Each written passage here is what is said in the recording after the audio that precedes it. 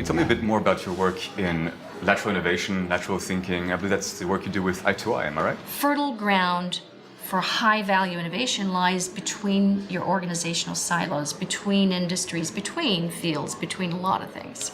Could you give me some examples, possibly, for our viewers especially, and for me, Sure. of any work that's been done in lateral innovation or lateral thinking that you think are relevant or interesting? Absolutely. One of the stories I wrote about is silk vaccines.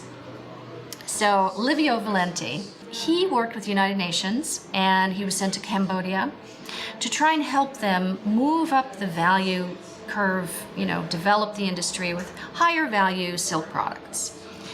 And doing this kind of conventional thing, unfortunately, didn't work. So he decided to go back to school and just to keep searching for what would work, what would make an impact.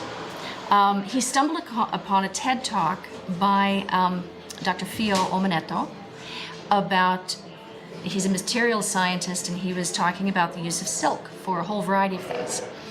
And Fio had made a discovery whereby they left a film slide, and they'd been introducing biologicals into these silk slides. It was in a drawer for a long period of time, and it did not degrade. One of the things that came out of his discovery was to put fibroin or silk fiber solution into vaccines. It creates a matrix around the biological compounds, which makes them shelf stable. They don't degrade. So why is this important? In a $20 billion industry, vaccination, $16 billion is taken up by refrigeration, the cold chain distribution channels. Now, if you don't need refrigeration anymore, all of those resources can be put to better use, and you can get vaccines out to people. 20% of the world doesn't receive basic vaccinations, 50% of children in some places. This could save millions and millions of lives. In this scenario, though, it would be more looking for solutions to problems in one vertical in another. If you learn about something and then go on to another field, another country, another whatever, you're going to see things differently from everyone over there. You'll bring ideas in that could revolutionize what is done. And as a matter of fact, the key thing about innovation is not only can you create powerful innovations by connecting things from different fields, different technologies, whatever, but to bring the innovation to the world is cross-disciplinary by its nature. There we go. It's all about really getting the right people at the right place at the right time. You need the elements, and you need to know how to integrate. You need to know how to create fusion. And that's the core concept, as a matter of fact, of fusion. In nuclear fusion, two nuclei come together, form a new one, and release a great deal of energy into the world. But likewise, in business, science and technology, and the arts and humanities, two ideas, two technologies, two whatevers, two industries can come together, form something new, and release a great deal of value into the world. So how do we integrate this into education? We seem to be stuck in an archaic method and yet have these requirements and have defined this need for integration in new learning systems.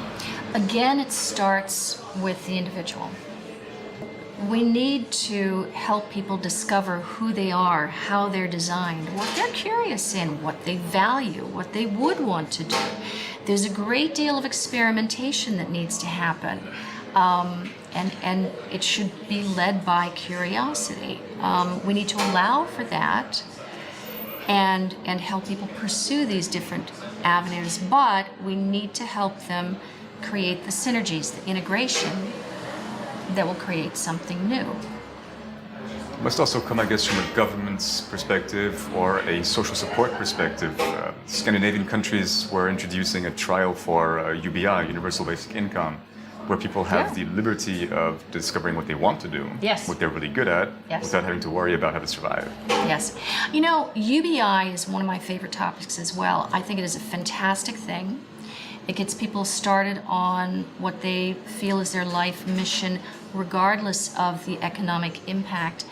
However, I also have questions because new venture creation and entrepreneurship is hard.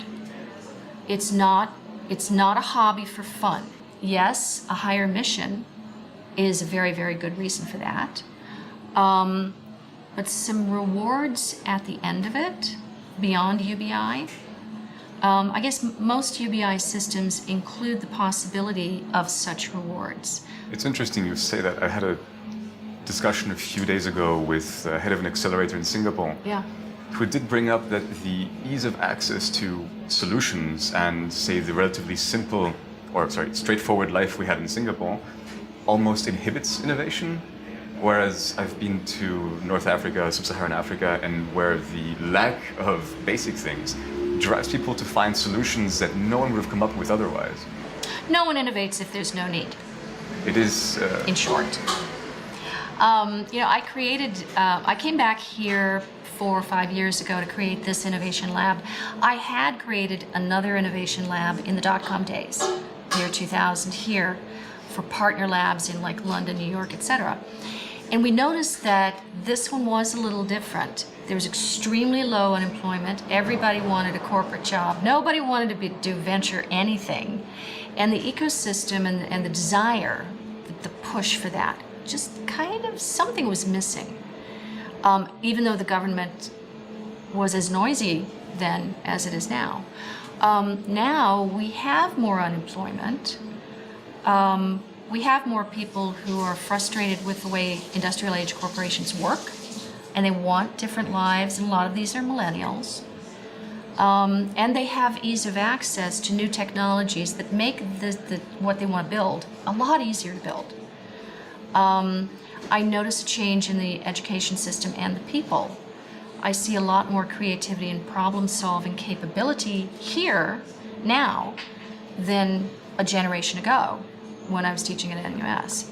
So there have been some changes in the society and changes in the economy, as well as some really wonderful government initiatives that have made it more likely that something's going to happen here now.